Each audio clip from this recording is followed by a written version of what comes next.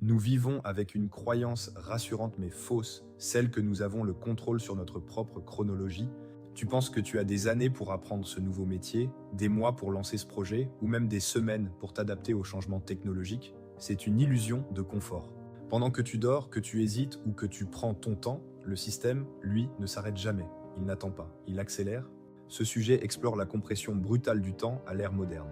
Autrefois, une compétence technique restait valide pendant 20 ans. Aujourd'hui, elle est périmée en 6 mois. La sensation que le temps passe vite n'est pas juste psychologique, elle est structurelle. Le rythme de l'innovation a dépassé le rythme biologique de l'adaptation humaine. Chaque seconde d'inaction creuse un écart exponentiel entre toi et la réalité du marché. Le cœur du problème, c'est l'émergence fulgurante de l'IA. Ce n'est pas seulement une nouvelle technologie, c'est la remplaçante.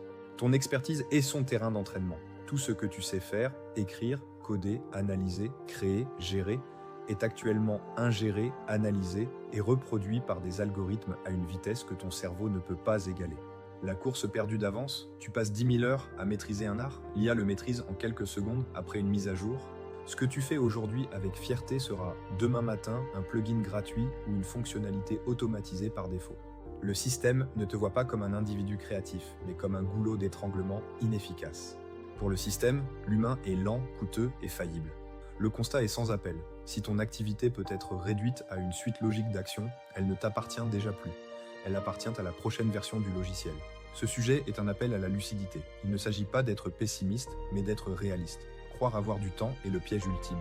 La question n'est plus « qu'est-ce que je veux faire plus tard ?» car le plus tard tel qu'on l'imagine n'existera pas.